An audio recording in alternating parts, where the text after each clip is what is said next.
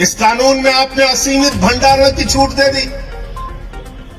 इसका मतलब हिंदुस्तान का कोई भी पूंजीपति अडानी और अंबानी सस्ते में किसान से गेहूं खरीदेगा, सस्ते में किसान से धान खरीदेगा, सस्ते में फल खरीदेगा, सस्ते में सब्जियां खरीदेगा और सबका भंडारण करके अपने बड़े बड़े कोल्ड स्टोरेज में रखेगा और जब बाजार में उसकी कमी आ जाएगी तो महंगे दामों पर हमको आपको बेचेगा। इस देश में जमाखोरी, कालाबाजारी और महंगाई को मोदी सरकार ने इस बिल के माध्यम से लीगलाइज करने का काम।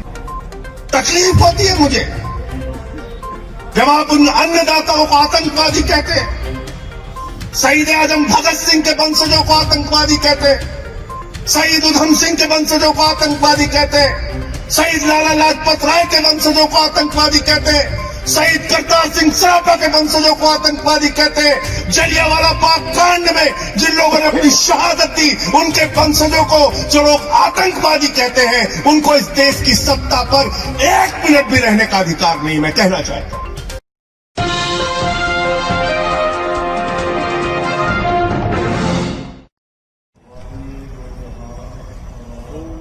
गुरु के चरणों में नमन करते हुए, इस बलिदानी सप्ताह को नमन करते हुए मैं सबसे पहले धन्यवाद करना चाहूंगा दिल्ली सरकार के पूर्व मंत्री बली साहब का और यहां की कमेटी का,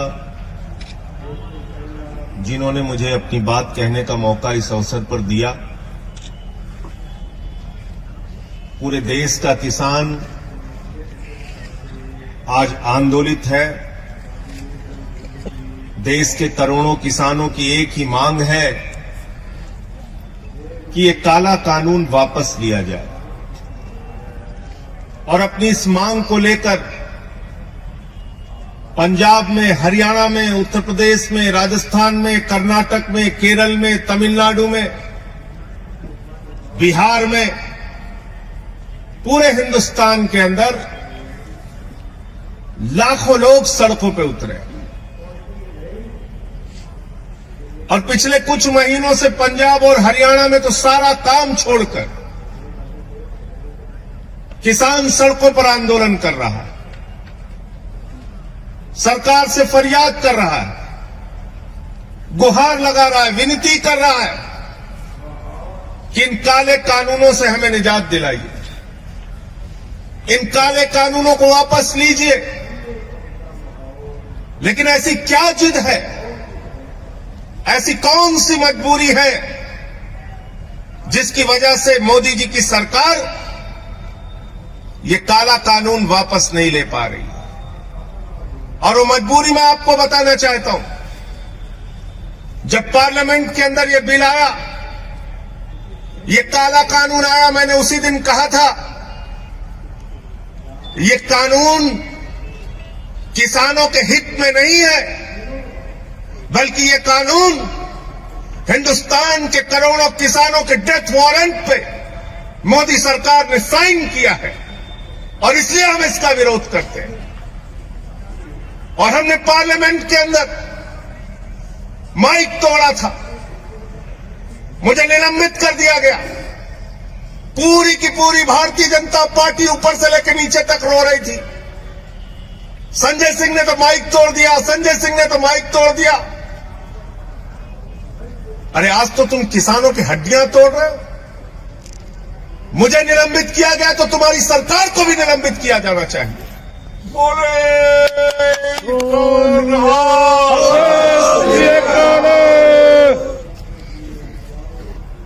आप ये काला कानून लेकर आए, इस काले कानून के अंदर एमएसपी की गारंटी का एक शब्द नहीं। मैंने पूछा इसमें एमएसपी की गारंटी कहां है? बोले साहब मोदी जी ने भाषण दे दिया, आप मान लीजिए। मैंने कहा मोदी जी ने कहा था 15 लाख हर खाते में आएंगे, बाद में कह दिया जुमला है। मोदी जी ने कहा था 2 करोड़ रोजगार हर साल मिलेंगे, बाद में कह दिया जुमला है। मोदी जी ने कहा जीएसटी से देश में दूसरी आजादी मिल जाएगी, बाद में राज्यों का शेयर नहीं दिया। मोदी जी ने कहा था इस देश के अंदर नोटबंदी से देश की तकदीर बदल जाएगी। अब नोटबंदी के फायदे हमें गिनाना तो दूर की बात है, जो नुकसान हुए इस पर बातचीत करना नहीं चाहते। मोदी जी तो थाली के भी फायदे गिनवा देते हैं, ताली के भी गिनवा देते हैं। मोदी जी के भाषण से एमएसपी की गारंटी नहीं मिलेगी। अगर मुझे एमएसपी नहीं मिली, न्यूनतम समर्थन मूल्य नहीं मिला, तो महेंद्र गोयल जी अगर मैं किसी जज के सामने जाऊंगा तो जज साहब कहेंगे कानून में कहां लिखा है बताओ। और तब मैं अगर कहूंगा कि मोदी जी का भाषण जज साहब आपने नहीं सुना, तो वो हमारी याचिका लेंगे और उसको कूड़ेदान में डाल देंगे। कहेंगे कानून से एमएसपी मिलती है, भाषण से एमएसपी नहीं मिलती, भाषण से एमएसपी नहीं मिलती। दूसरा, आपने इस कानून के अंदर कॉन्ट्रैक्ट फार्मिंग की बात लिखती, यानी किसान को उसके ही खेत में पूंजीपतियों का गुलाम बना दिया जाएगा। इस कानून में आपने असीमित भंडारण की छूट दे दी। इसका मतलब हिंदुस्तान का कोई भी पूंजीपति, अडानी और अंबानी, सस्ते में किसान से गेहूं खरीदेगा, सस्ते में किसान से धान खरीदेगा, सस्ते में फल खरीदेगा, सस्ते में सब्जियां खरीदेगा और सबका भंडारण करके अपने बड़े बड़े कोल्ड स्टोरेज में रखेगा। और जब बाजार में उसकी कमी आ जाएगी तो महंगे दामों पर हमको आपको बेचेगा। इस देश में जमाखोरी, कालाबाजारी और महंगाई को मोदी सरकार ने इस बिल के माध्यम से लीगलाइज करने का काम किया है, वैधता प्रदान करने का काम किया है। आप कहते हैं ये बिल किसानों को समझ में नहीं आता। मोदी जी भाषण देके समझा रहे हैं, उनके मंत्री भाषण देके समझा रहे हैं, कहते बिल समझ में नहीं आया, बिल समझ में नहीं आया। अरे मैं तो ये कहना चाहता हूं, किसानों को ये बिल समझ में आ गया है, ये आपकी प्रॉब्लम है। ये आपकी प्रॉब्लम है कि किसानों को ये बिल समझ में आ गया है। और इसलिए आज पूरे देश का किसान आंदोलनरत है। मुझे पीड़ा होती है, तकलीफ होती है मुझे, जब आप उन अन्नदाताओं को आतंकवादी कहते हैं, शहीद आजम भगत सिंह के वंशजों को आतंकवादी कहते हैं, शहीद उधम सिंह के वंशजों को आतंकवादी कहते हैं, शहीद लाला लाजपत राय के वंशजों को आतंकवादी कहते हैं, शहीद करतार सिंह सराफा के वंशजों को आतंकवादी कहते हैं। जलियांवाला बाग कांड में जिन लोगों ने अपनी शहादत दी, उनके वंशजों को जो लोग आतंकवादी कहते हैं, उनको इस देश की सत्ता पर एक मिनट भी रहने का अधिकार नहीं, मैं कहना चाहता हूं। और इसलिए साथियों और दोस्तों, कल तो मोदी जी के सामने हम लोगों ने विरोध किया। हमारे साथी सांसद पंजाब के भगवंत मान जी ने जमकर विरोध किया और उनके बहरे कानों में आपकी आवाज पहुंचाने की कोशिश मैंने की। सदन चल रहा था तब भी की, सदन नहीं चल रहा है, सत्र नहीं बुलाया जा रहा है तब भी की, और आगे भी करता रहूंगा, लड़ता रहूंगा आपके लिए, आपकी आवाज को उठाता रहूंगा। क्योंकि हमारे नेता अरविंद केजरीवाल जी ने साफ तौर पे कहा है, आम आदमी पार्टी का एक एक कार्यकर्ता सड़क से लेकर संसद तक किसानों के मुद्दे पर उनके साथ रहेगा। लाठियां भी खानी हो, जेल भी जाना हो, आपकी सेवा भी करनी हो, एक कार्यकर्ता बनके, एक सेवादार बनके आपके साथ मजबूती से खड़ा रहेगा। और इसलिए मैं आप लोगों से निवेदन करने के लिए आया हूं, विनती करने के लिए आया हूं। भली साहब यहां बैठे हैं, बहुत सारे संघर्षों में जेल भी जा चुके हैं, लाठियां भी खाई हैं इन्होंने गरीबों के लिए, मजदूरों के लिए। महेंद्र गोयल जी हमारे विधायक जी हैं, कई दिनों से लगातार यहां पे सक्रिय हमारे कार्यकर्ता हैं साहब।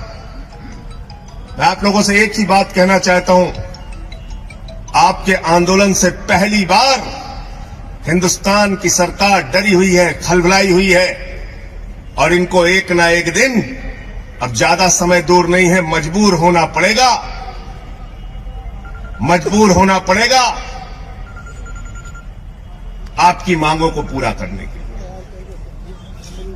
इस पूरे सप्ताह हम छोटे साहबजादों को नमन करके उनके सामने अपना उनके बलिदान को याद करते हैं, क्योंकि वो जो कौम है, सिख कौम, इसका इतिहास हिंदुस्तान की आजादी के आंदोलन से लेकर और उससे पहले हमारे गुरुओं की जो शिक्षा है वो बलिदान और त्याग की शिक्षा है, सेवा की शिक्षा है। देश में कहीं भुखमरी हो, सिख समुदाय के लोग सबसे आगे। देश में कहीं आपदा आ जाए, सिख समुदाय के लोग सबसे आगे। देश में कहीं भूकंप आ जाए, बाढ़ आ जाए, सिख समुदाय के लोग सबसे आगे। तो इस कौम को, अपने गुरुओं को नमन करते हुए, छोटे साहबजादों के त्याग और बलिदान को याद करते हुए, उसके सामने सर झुकाते हुए हम सब ये संकल्प लेते हैं कि इस लड़ाई को हम लड़ेंगे और जीतेंगे। बहुत बहुत धन्यवाद और आभार, आपने मुझे यहां बुलाया और अपनी बात कहने का मौका दिया। धन्यवाद।